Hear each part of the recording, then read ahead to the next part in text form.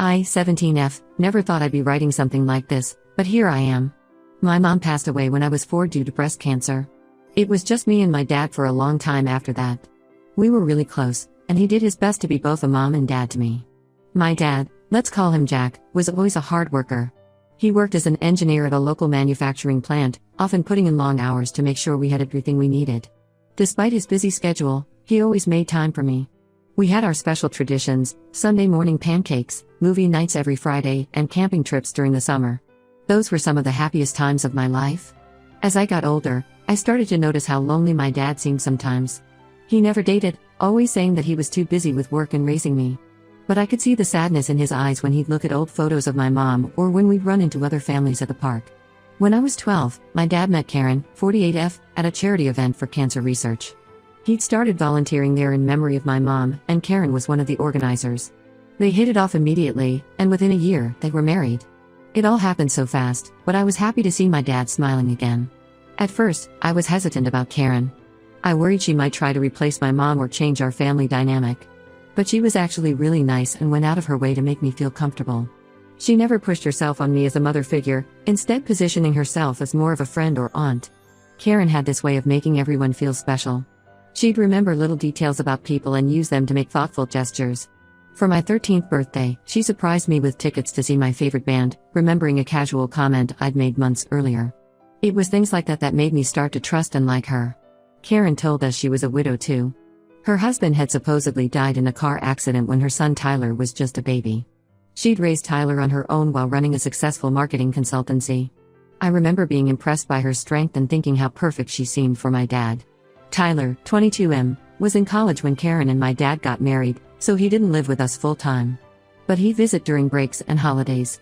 Tyler seemed okay at first, but there was always something a bit off about him. He was really clingy with Karen and would get upset if she paid attention to anyone else, including me or my dad. I remember one Thanksgiving when Tyler had a meltdown because Karen was helping me with my homework instead of watching TV with him. He stormed out of the house and didn't come back for hours. Karen was really upset, but she just kept making excuses for him, saying he was stressed about school. Despite these occasional hiccups, things were mostly good for the first few years.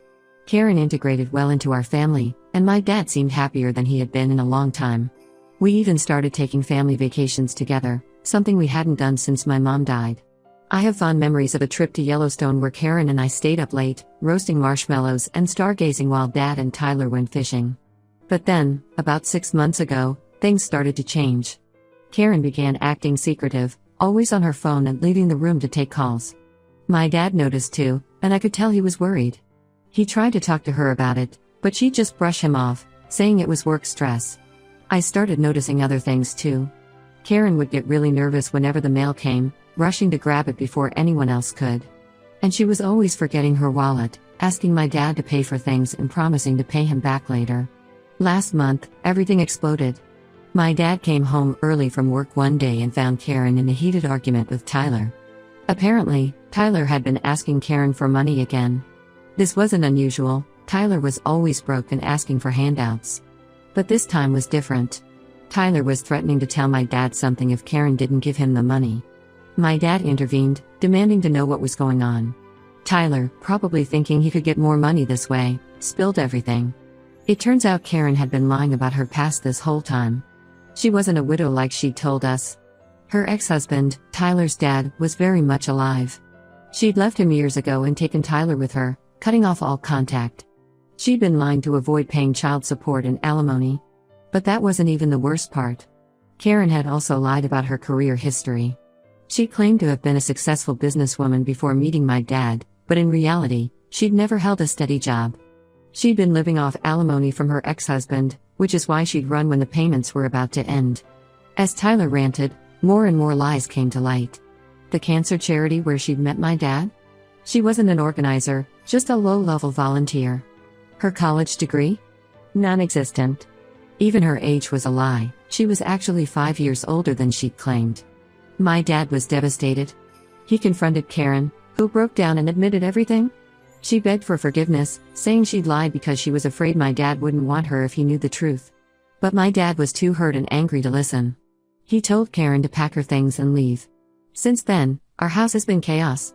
Karen keeps trying to contact my dad, alternating between begging for another chance and threatening to take him for everything in the divorce.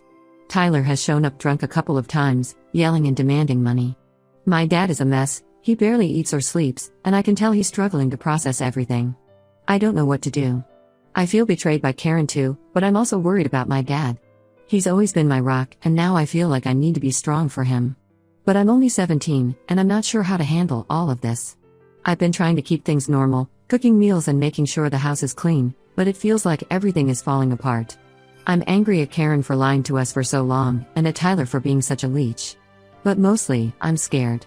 What if my dad never trusts anyone again? What if this ruins him financially? We were happy before, and now it feels like our whole life was built on lies. I keep thinking back to all the moments we shared as a family, wondering if any of it was real. Did Karen ever really care about us, or were we just a meal ticket to her? And how could we not have seen through her lies? I feel so stupid for believing everything she told us. I could use some advice on how to support my dad through this, and maybe some insight on how to deal with my own feelings of betrayal and anger. Has anyone else been through something similar? How did you get through it? Update 1, it's been about a month since my last post, and a lot has happened. First, I want to thank everyone for their kind words and advice. It really helped me feel less alone in all of this. The day after I made my post, my dad sat me down for a long talk. He apologized for being so distant and explained that he'd been meeting with lawyers to figure out our options. It turns out that because Karen lied about so many things when they got married, there's a good chance my dad can get an annulment instead of a divorce. This would protect a lot of his assets and potentially keep Karen from getting any alimony. My dad's been working with a lawyer named Rachel, 38F, who specializes in cases like ours. She's been amazing, patiently explaining everything to us and working tirelessly to build our case. She even uncovered more of Karen's lies. Apparently, Karen had been married and divorced twice before meeting my dad, not just once like she'd claimed. Karen didn't take this news well. She showed up at our house late one night, clearly drunk, and started pounding on the door. She was yelling about how we couldn't do this to her, that she'd changed, and that she deserved another chance. My dad called the police, and they took her away. The next day, we filed for a restraining order. Tyler has been causing problems too. He keeps showing up at my dad's office, harassing his co-workers and making scenes. My dad's boss has been understanding so far, but I can tell it's taking a toll on my dad's work life. We're looking into legal options to keep Tyler away too. On a more positive note, my dad's sister, Aunt Sarah, 50F, came to stay with us for a while. She's been amazing, helping around the house and providing emotional support for both of us. She's even been driving me to school and my activities so my dad can focus on work and legal stuff. Aunt Sarah has always been like a second mom to me. After my mom died, she'd come stay with us for weeks at a time, helping my dad figure out how to raise a little girl on his own. She was the one who taught me how to braid my hair and helped me shop for my first bra. Having her here now feels like a lifeline. One interesting development is that Aunt Sarah managed to track down Karen's ex-husband, Mark, 53M. He was shocked to hear from us and had no idea where Karen and Tyler had been all these years. He told us that Karen had cleaned out their joint accounts before disappearing, leaving him nearly bankrupt. He's been looking for them ever since, trying to get Tyler back and recover some of the money. Mark shared some stories about his life with Karen that made my skin crawl. Apparently, she'd pulled similar stunts before, creating elaborate lies about her past and manipulating people for money. Mark said he caught her in several affairs, and each time she'd turn it around and make him feel like he was the one at fault. Mark seems like a decent guy who got screwed over by Karen just like we did. He's been helping my dad's lawyer build a stronger case against Karen. It's weird to think that if things had been different, this man could have been my stepdad instead. As for me, I'm doing okay. It's been hard seeing my dad go through all this, but I'm proud of how he's handling it. He's started seeing a grief counselor to work through his feelings about Karen's betrayal and to process some of the unresolved grief over my mom's death that this whole situation has brought up. I've been keeping busy with school and my extracurriculars. My friends have been really supportive, especially my best friend Emma, 17F. Her parents even invited me to stay with them for a week to give my dad some space to deal with everything. It was nice to have a break from the tension at home. Emma and I have been friends since kindergarten. She was there for me when my mom died, and she's been my rock through all of this too. She comes over almost every day after school, helping me with chores or just sitting with me when I need to vent. I don't know what I'd do without her. One of the hardest things has been dealing with the gossip at school. Somehow, word got out about what happened with Karen, and now everyone seems to be talking about it. Some people have been really kind, offering support and sympathy. But others seem to enjoy the drama, whispering and staring whenever I walk by. I'm trying not to let it get to me, but some days it's really tough. I've also been struggling with trust issues. If someone like Karen, who I lived with and loved for years, could lie about everything, how can I trust anyone? I find myself second-guessing everything people tell me, always looking for hidden motives or lies. My dad says he feels the same way, and we're both working on not letting Karen's actions poison our relationships with others. Right now, we're just taking things one day at a time. The legal proceedings are moving forward, and we're hoping to have some resolution soon. I'll update again when there's more news. Update 2. It's been another 2 months, and things have finally started to settle down a bit. The court granted the annulment, which was a huge relief for my dad. Karen tried to contest it, but with all the evidence of her lies, plus testimony from her ex-husband Mark, the judge ruled in our favor. The day of the final hearing was intense. Karen showed up with a sleazy-looking lawyer, trying to paint herself as the victim. She claimed my dad had known about her past and was only pursuing the annulment to avoid paying her alimony. But our lawyer, Rachel, was prepared. She presented evidence of Karen's lies, including falsified documents Karen had used to back up her fake history. In the end, the judge saw right through Karen's act. Karen didn't take the news well. She showed up at my school one day, causing a huge scene in the parking lot. She was yelling about how I'd ruined her life and turned my dad against her. It was pretty scary, but the school security handled it quickly. We've since upgraded our restraining order to include my school and other places I frequent. Tyler has mostly disappeared from our lives. Last we heard, he was living with Karen at a motel on the outskirts of town.